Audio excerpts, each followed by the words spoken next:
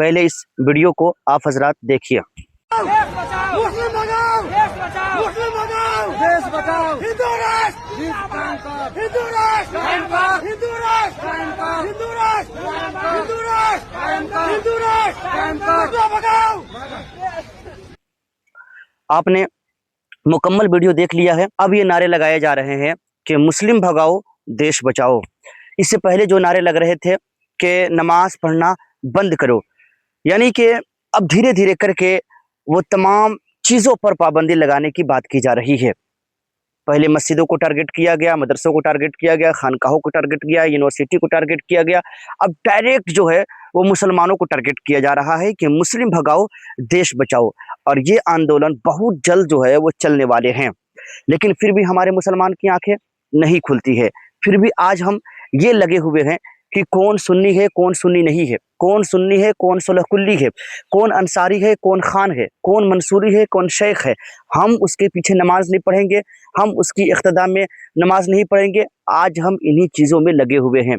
लेकिन हिज़्ब मुखालिफ जो है वो गैर लोग जो हैं वो बनामे मुसलमान हमें ये कह रहे हैं कि मुस्लिम भगाओ देश बचाओ। ये नहीं कह रहे हैं कि सुन्नी देश छोड़ो, ये नहीं कह रहे हैं कि वहाबी देश छोड़ो, ये नहीं कह रहे हैं कि अहले हदीस देश छोड़ो।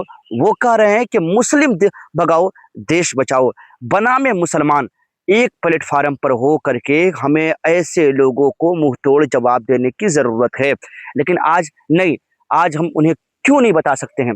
जिस मुल्क हिंदुस्तान की आज़ादी के लिए तकरीबन लाखों मुसलमानों ने अपनी कुर्बानी पेश की थी, तकरीबन लाखों मुसलमानों को फांसी दी गई थी और हज़ारों उलमाओं को फांसी के तख्ते तक पहुंचाया गया था। आज उसी मुल्क हिंदुस्तान में एक मुसलमान को कहा जा रहा है कि मुसलमानों को देश छोड़ना होगा। मुस्लिम भगाओ देश बचाओ के नारे लगाए जा रहे हैं। जंग आज़ादी में ये नारे लगाए जा रहे थे कि अंग्रेज़ों को हटाओ देश बचाओ, अंग्रेजी सामान का बहिष्कार करो।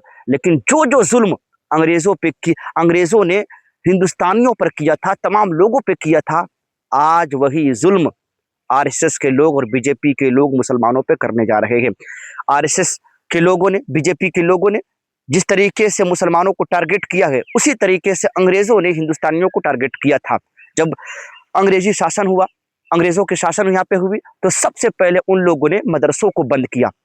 सबसे पहले टारगेट ये किया कि मदरसे जितने भी हैं उनको स्कूल में तब्दील किया जाए।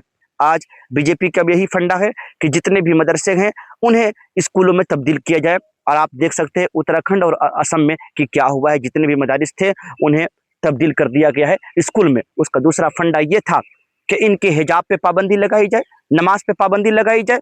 आज भी यही फंडा बीजेपी अपना रही है कि जिस तरीके से अंग्रेज़ों ने हम पे जुल्म सितम किया था, कि उसी तरीके से बीजेपी ने कहा कि पहले हिजाब पे पाबंदी लगाई जाए, और उसने ये काम किया। आज एक्स्ट्रा सिविल कोर्ट लाने की बात की जा रही है। आने वाले दिनों में देखिएगा कि हिजाब पर मुकम्मल पाबंदी हो जाएगी। नमाज पे पाबंदी की बात चल रही है।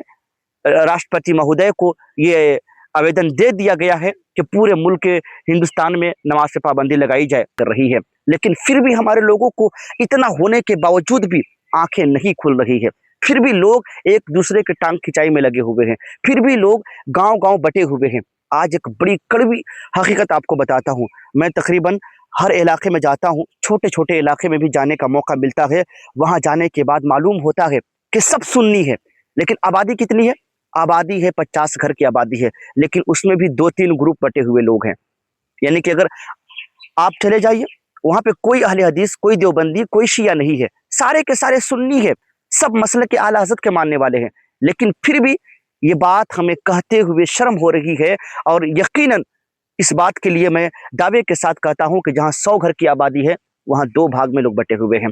एक पार्टी मदरसे पे कब्जा की हुई है, दूसरा पार्टी जो है वो मस्जिद पे कब्जा की हुई है। अगर 3 ग्रुप हैं तो ईदगाह या कब्रिस्तान पे वो कब्जा कर देती है। यानी कि हम सब एक मुसलमान हैं, एक नबी के कलमा पढ़ने वाले हैं, एक कुरान के मानने वाले हैं, एक अल्लाह के मानने वाले हैं। फिर भी जो हैं आज हम कई प्लेटफार्म पर और कई ग्रुप में बटे हुए हैं, और फिर भी ये नारा लगाते हैं कि नहीं नहीं जी मुसलमानों पे बड़े जुल्म हो रहे हैं, मुसलमानों को बड़ा सताया जा रहा है। क्यों नहीं सताया जाएगा जी? आप कब एक हुए हैं? और बात सिर्फ इतनी सी है ना, किस बात की लड़ाई है? लड़ाई सिर्फ इतनी है कि अगर फला सदर बन गया है तो हम اس کی صدارت کو قبول نہیں کریں گے۔ فلاں اگر سیکریٹری بن گیا ہے تو ہم اس کے سیکریٹری کو قبول نہیں کریں گے۔ فلاں اگر امام ہے تو وہ جب تک امام رہے گا تب تک ہم اتحاد پیدا نہیں کر سکتے ہیں۔ اس بات کے لیے لڑائی ہو رہی ہے، ذاتیات کے لیے، اپنے ذاتی مفاد کے لیے جو ہے یقیناً آج لوگ گروپ میں بٹے ہوئے ہیں، اور پھر یہ کہتے ہیں کہ نہیں مسلمان کاٹا جا رہا ہے، مسلمان پریشان ہے، مسلمانوں کو بھگانے کی کوشش کی جا رہی ہے۔ اگر اس پہ حملے ہوتے ہیں نا دوسرے گروپ پہ تو پہلا گروپ ہنستا ہے کہ واقعی اس نے ٹھیک کیا، کہا کہ دیکھو ہم لوگوں سے لڑنے کا نتیجہ یہ ہوا کہ اس پہ اللہ تعالیٰ نے ظالم حکمران کو مسلط کر دیا، لیکن میاں جی بھول گئے ہیں اس کی باری کے بعد آپ کی باری ہے۔ کیا سمجھا؟ اس کے قتل پہ ہم بھی خوش ہیں، میرے قتل پہ وہ بھی خوش ہوگا، اور آپ کے قتل پہ دوسرے لوگ خوش ہوں گے۔ کیا سمجھا آپ نے؟ دھیرے دھیرے کر کے سب کی باری آئے گی۔ اگر آپ چاہتے ہیں کہ حزب مخالف کا مکمل جواب دیں آپ، تو یقین مانیے کہ اتحاد کے ساتھ، اتفاق کے ساتھ اٹھ کر کے اللہ کی بارگاہ میں توبہ کر کے ایک جٹ ہو کر کے ان باطل قوتوں کا مقابلہ کرنا ہوگا، ان باطل قوتوں سے لڑنا ہوگا آپ کو۔